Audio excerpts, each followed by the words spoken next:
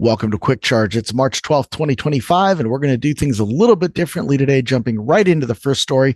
Donald Trump, who doesn't drive, says he will buy a new Tesla to support Elon Musk. That was reported yesterday by our resident Tesla expert, Fred Lambert, who followed it up today with this story. U.S. President does infomercial at White House for company owned by his biggest political donor. Donald Trump, the president of the United States, performed what basically amounts to an infomercial at the White House for Tesla, a company controlled by his biggest political donor, a day after Tesla's stock crashed.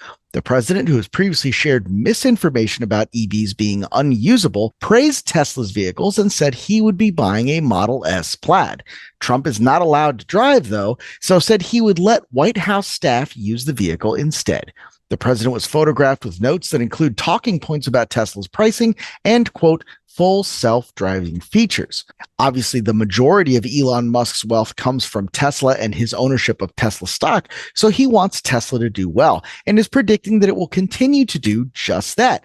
Elon says Tesla will double U.S. production in the next 2 years, and Fred wants to do the math. Today, during a press conference to promote Tesla at the White House, CEO Elon Musk said the following, quote, as a function of the great policies of President Trump and his administration, and as an act of faith in America, Tesla is going to double vehicle output in the United States within the next 2 years. This raises many questions, as Musk's phrasing of the statement suggests that Tesla is planning to add previously unannounced production capacity in response to Trump's policies. However, the reality could be quite different. We only know Tesla's installed capacity, which is much different than its actual production rate. This is Tesla's latest disclosed global production capacity at the end of 2024. In the US, it adds up to 1,025,000 vehicles per year. In reality, Tesla's factories are operating at a much lower capacity. The CEO is most likely talking about Tesla's actual production, which would also make sense, especially considering he mentioned output. Tesla currently outputs roughly 700,000 vehicles per year in the US. Doubling that would mean bringing the total to 1.4 million units per year, which would be an incredible feat, but not an entirely new plan for Tesla. First off, Tesla has already announced plans to unveil 2 new, more affordable models this year. These models are going to be built on the same production line as Model 3 and Y, which would potentially enable Tesla to fully utilize its installed capacity for those vehicles. That's another 200,000 units already. As mentioned in Tesla's installed capacity table, the company is currently developing its production facility for the Tesla semi-truck in Nevada. Production is expected to start later this year and ramp up next year. Tesla has previously mentioned a goal of 50,000 units per year there. That would leave Tesla roughly a year and a half to ramp up to this capacity, which, while ambitious, is not impossible. And remember, we're talking about someone who put a car in orbit. So, hey, if anyone can do it, it's probably going to be Elon, regardless of what you think of the guy's politics. Now, Elon is definitely hoping that sales are going to continue to justify that level of growth, especially because Tesla's new Model Y order backlog in China is less than half of what seems to have originally been reported. Tesla analyst Tesla Economics, which, let's face it, less of an analyst and more of a bootlicking fanboy, says that Tesla China has accumulated 200,000 orders of the new Model Y since opening pre-orders in January of 2025.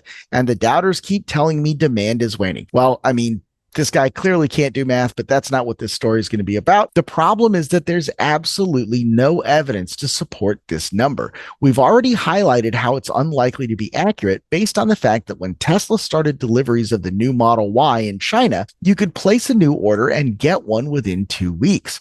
A similar situation occurred with the launch of the new Model 3 a year before. The same people who are now starting rumors that Tesla's accumulating a big order backlog for the Model Y claimed that Tesla received 30,000 orders for the Model 3 on its first day. However, it took more than 4 months for Tesla to deliver 30,000 new Model 3 vehicles in China, despite production far outpacing that and inventory being readily available.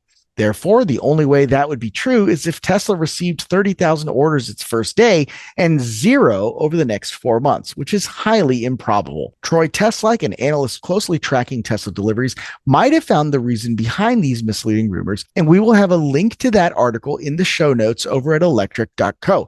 Go in there, find the quick charge episode that this is from, and you'll be able to find the link there. I'll give you the short version, though. Basically, it says that Tesla's order numbers are not sequential. So if you have order number 001 and you immediately place an order for a second unit and it says 020, you might think that 19 people had set up an order in between the time that you set up your two orders.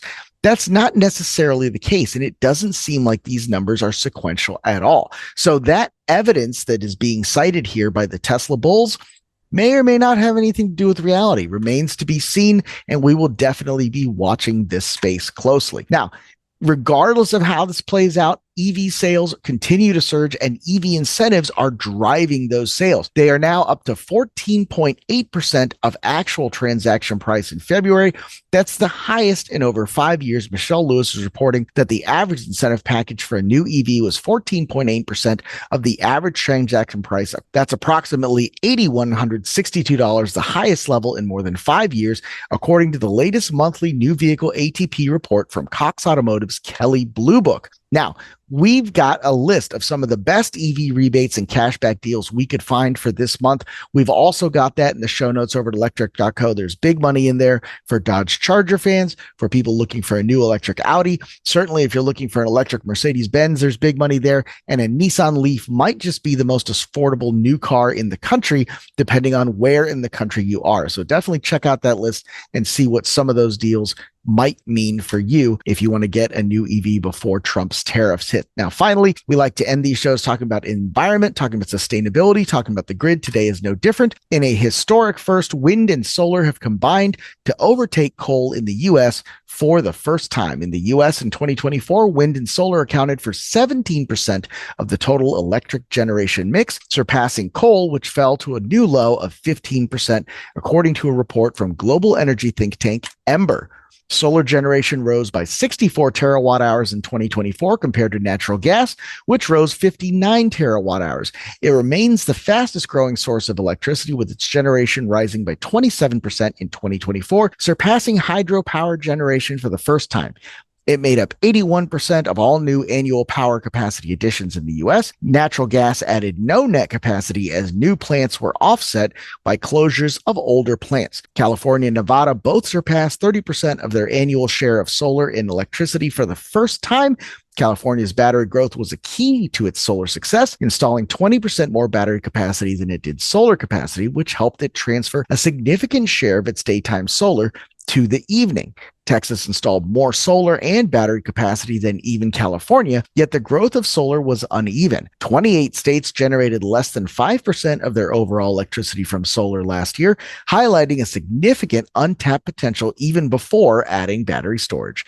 As solar grew massively, wind saw a modest 7% increase in generation, adding the least capacity in 10 years. However, it still generated 50% more power than solar in 2024, making 10% of the U.S. electricity mix. That's all we've got for today, March 12th. Be sure to check out the show notes and like and subscribe. Let us know what you think of the new format. Maybe you missed my smiling face. Maybe you don't. Let us know, and we'll see what we do with your feedback.